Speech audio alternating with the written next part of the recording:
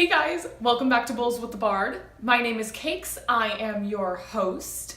Today we are starting part 2 of our Around the Canon in 80 Days series, Shakespeare's Drag Race. In part 2, we will explore all of the plays that Shakespeare wrote women who dress up as men. So, Shakespeare's Drag Race will include As You Like It, Cymbeline, Twelfth Night, Two Gentlemen of Verona, and The Merchant of Venice. We are kicking part 2 off with As You Like It, but before we do that, let us get good and high.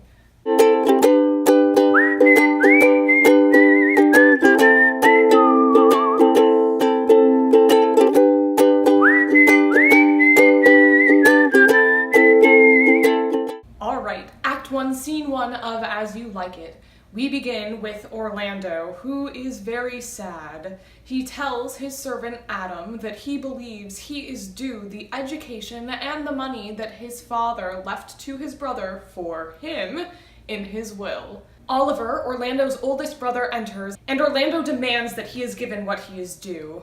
Oliver says no, and Orlando chokes him. Adam begs the two of them to separate, and when he does, Oliver says, I don't know why you want this money anyway. If I give it to you, you're just gonna spend it all and you're gonna become a poor man again. Orlando decides to drop it for now and he leaves. As he leaves, Charles the wrestler enters. Charles tells Oliver that he has heard that Orlando is coming to fight him tomorrow. Charles says that maybe Oliver should talk Orlando out of this because Charles' reputation is at stake, and so he's gonna have to kill Orlando if they fight tomorrow. Oliver says, good, kill him. Charles says, okay, if you say so. He leaves, and Oliver tells us that he doesn't know why, but there is nobody on this planet he hates more than his brother Orlando. Act 1, Scene 2. We meet Rosalind, the daughter of the rightful Duke. We have learned that her father, Duke Sr., has been banished by his brother, Duke Frederick. Duke Frederick has taken over as the Duke. His daughter is Celia. Celia and Rosalind, who are cousins, are the best of friends, practically sisters. At the beginning of the act, Rosalind is lamenting her father's banishment. Celia asks her to cheer up and says if the roles were reversed, she would learn to love her uncle as her father. Rosalind gives in for the moment and says she will be more cheerful. The two of them have a little debate on what causes certain things, nature or fortune. While they're having this debate, the clown, Touchstone, enters. They call him a knave, and he tells them to swear by their beards that he is a knave. They begin to do so, and he says, but you can't swear by something you don't have, and so I guess I'm not a knave. At this point, Monsieur Le Beau enters and tells Rosalind and Celia that if they're going to stay where they are right now, they're going to have to witness a wrestling match because it's coming here to happen. The challenger to Duke Frederick's champion, Charles the wrestler, is Orlando. When Rosalind and Celia see Orlando and see how young he is, they try to persuade him not to fight in this battle. But Orlando says he has nothing to lose and he wouldn't mind if he died, so he's going to fight. The two fight in an epic wrestling match, and Orlando somehow wins the battle. Upon this victory, Duke Frederick asks Orlando who his father is, and he says his father is Sir Roland de Boys. Duke Frederick sneers at this and says he wishes that he had any other father. He leaves, and Rosalind and Celia are left to question Orlando. They ask him a couple of questions, but every time he tries to speak, he's tongue-tied and he can't answer them. So Rosalind and Celia, amused by this, leave. At this moment, Monsieur Le Beau comes back on and warns Orlando that Duke Frederick is not happy about who his father is and is not happy about him beating his champion. He's a little paranoid, and Le Beau tells Orlando to leave at once or he's going to perish. Act 1, Scene 3. Rosalind is sad once again. Celia asks why. Is it because of her father again? And Rosalind says, yeah, kind of, but it's also for my child's father. Celia's like, okay, that was really fast. Like, why do you like him so much? And Rosalind is like, well, my father loved his father and loved him, so I should love him, right? And Celia's like, well, by that logic, I should hate him. My father hates him. And Rosalind's like, okay, but like, can you love him for me because I love him? Celia agrees. At this moment, Duke Frederick enters in a rage. He tells Rosalind that she has 20 days to leave or she will die. He says her father is a traitor, she is a traitor, she can't be trusted, and she must go. Celia tries to bargain with him, but to no avail. When he leaves, Celia tells Rosalind that she will absolutely come with her. Rosalind tries to say no, but Celia isn't about it. She absolutely swears to come. So, the two plan to go to the forest where Rosalind's father has been living. Because Rosalind is the taller of the two, she will disguise herself as a boy named Ganymede. Celia will disguise herself as a girl named Aliena. The two agree that they should bring Touchstone the Fool, and so they are off to the Forest of Arden. Act 2, Scene 1. We meet Duke Senior and his men in the Forest of Arden. Duke Senior is giving a speech on why their fate isn't as bad as they thought it was going to be. In return, some of his men tell him a story about jaeques out in the forest, mourning that these men have invaded the space of these animals and that they are now killing them for food in their own habitat. Duke Senior is amused by this story about jaeques and asks his men to lead him to him. Act 2, Scene 2. Duke Frederick discovers that Celia is gone. One of his lords tells him that one of the maids overheard Rosalind and Celia pining for Orlando. This makes Duke Frederick believe that Orlando must have had a part in Celia's disappearance, so he sends for Orlando immediately. Act 2, Scene 3. Orlando arrives at home and Adam meets him at the door, tells him, don't come in. If you come in, Oliver is going to kill you. Orlando is like, well, what do I do? Where do I go? Adam says, look, I have all of this money saved up from my days as a servant. I was going to use it for my retirement, but I don't think that's ever going to happen, so I want you to have it. He then offers his service for the trip and suggests that maybe Orlando should run away. Act 2, Scene 4. Rosalind and Celia make their entrances as Ganymede and Aliena. They are with Touchstone in the Forest of Arden. They've been traveling for a long time, and Celia is tired. She says she cannot go any further. As they're chitter-chattering away, Corin, a shepherd, and Silvius, another shepherd, enter. They are talking about how deeply in love Silvius is with a girl named Phoebe. As they overhear this conversation, Touchstone and Rosalind start to talk about how when you're in love, you act like a fool. Celia, as Aliena, is like, yo, guys, maybe while we have the chance, we should ask these people for some food? Ganymede asks Corin if he knows of anywhere that they may be able to find some shelter.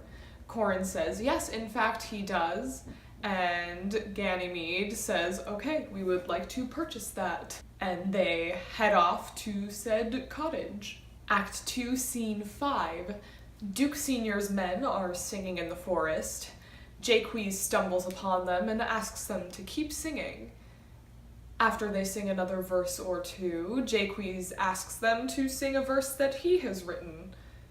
They sing the verse. It includes a word called Duke Dame.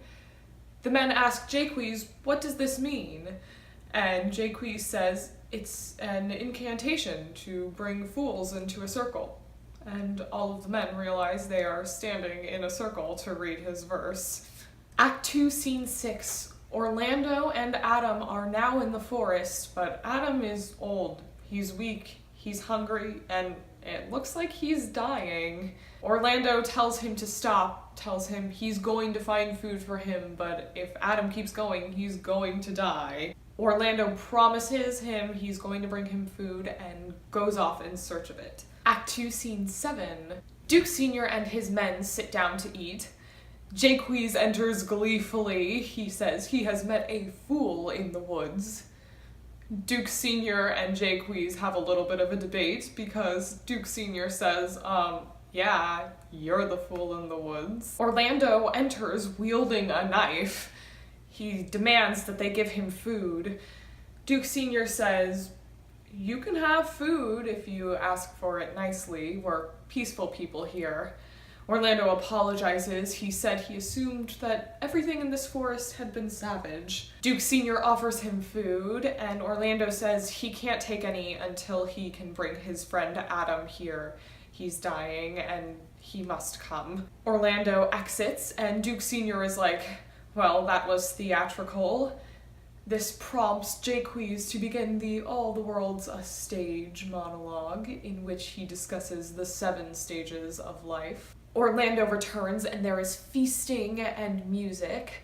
Suddenly, Duke Sr. stops the feasting and asks Orlando, are you actually Sir Roland's son? Orlando says, yeah, I am. And Duke Sr. says, well then, you are welcome here, for good. Act 3, Scene 2. We enter with Orlando carving poems and hanging poems on the trees of the forest of Arden. All of them are about his love, Rosalind. Then we see Touchstone and Corin debating whether the shepherd's life or the courtier's life is the most virtuous. Touchstone insists that Corin is damned because he is a shepherd. Ganymede enters reading a poem about Rosalind. Touchstone mocks it and writes his own versions, saying that these are dumb. He says that this is not good poetry. Aliena enters reading another one of the poems. She suggests that Corin and Touchstone should maybe go away for a little bit. Aliena and Ganymede break character for a little while and are Rosalind and Celia once more. Celia tells Rosalind, hey, guess what? I found some of these poems and I know who's writing them. She teases Rosalind with it for a while, and then finally she tells him, yes, it's Orlando. He's writing these poems about you. Orlando and Jaques then enter. They are having a debate about whether or not Orlando is in fact in love. Ganymede intervenes and says, no, clearly you're not. You show none of the signs of somebody who's in love. He says, but if you are in love, I will teach you either how to woo this woman or I will cure you of it. He says, I want you to report to me and call me Rosalind. I want you to woo me as if I was your Rosalind. And for some weird reason, Orlando agrees to do it. Act 3, Scene 3. We find out that Touchstone is going to marry a goat keeper named Audrey.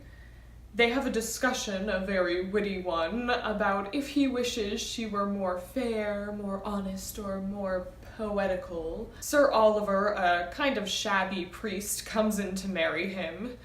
Jaques steps in and says, Touchstone, you're a courtier, aren't you? It's a little beneath you to not get married in a church, right?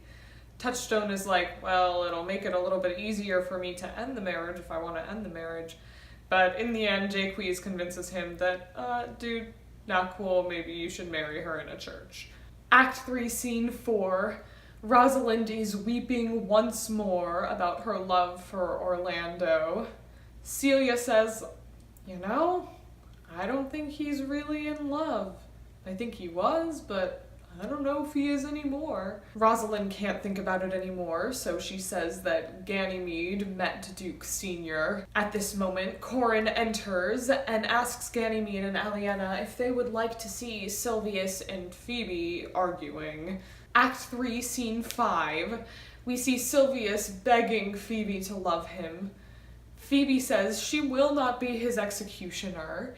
She says that his eyes could not kill him. If they could, she would have done it by now, but clearly they cannot because he is right here, still begging her. Rosalind interjects as Ganymede and basically says to Phoebe, dude, why do you suck so much? And says to Silvius, why do you love somebody who sucks so much? You're so much better than her. So, naturally, after Ganymede has chid her like this, Phoebe falls in love with him. Ganymede charges Phoebe not to love him, but to love Silvius instead, and pieces out. Phoebe is a bit confused about her love to Ganymede, but she writes a letter to him and asks Silvius to deliver it. Act 4, Scene 1. Ganymede and Jaques argue about whether it's better to have a fool or to have experience. Ganymede says he would rather have a fool to make him merry than experience to make him sad. Orlando is late, and Rosalind as Ganymede as Rosalind is not having it. Ganymede gives Orlando a hard time about this, and Orlando says that he might die of this love. Ganymede says no one has ever died of this love, and then tells him, okay, now I will be your Rosalind in a more becoming fashion. I'll be nice to you. They flirt for a little while, which I assume is confusing for Orlando. The two of them begin to have a fake wedding with Aliena as their minister. Ganymede asks Orlando how long he will love his Rosalind. He says forever and a day. She says, no, say a day without the ever. She says that men are April when they woo and December when they wed. Orlando then tells Ganymede that he must leave. He has promised the Duke that he will dine with him. Ganymede is upset about this, but lets him go. When he leaves, Rosalind weeps for her love for him one more time. Act 4, Scene 2. Duke Senior's men have killed a deer. Jaques says they should present it to him as conquerors, with antlers presented and with a song. Act 4, Scene 3. Ganymede is upset once again because Orlando is late once again. Silvius enters with a letter from Phoebe. He says that her face looked angry as she wrote it. Ganymede reads this letter aloud and asks Silvius, does this sound like scorning to you? I think it sounds like pining for my love. Aliena says she pities Silvius, and Rosalind says, don't pity him. He's brought this on himself. As Ganymede, she then sends him away. Oliver enters and says he recognizes Ganymede and Aliena by the descriptions he's been given of them. He tells them a story about a man who was asleep under a tree. He was about to be attacked by a snake, but the snake then gets frightened and slithers away.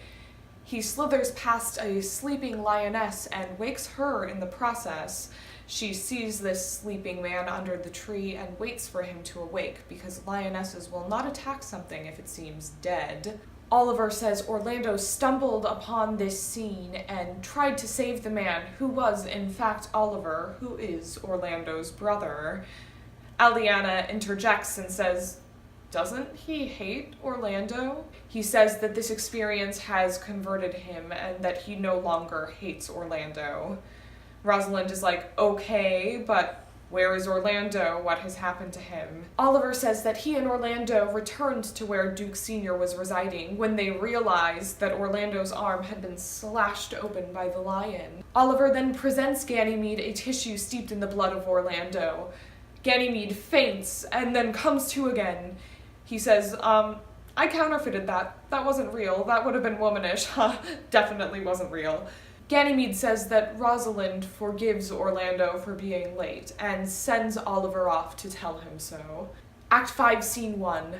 Touchstone meets a rival for Audrey's love. He is a man of the forest named William.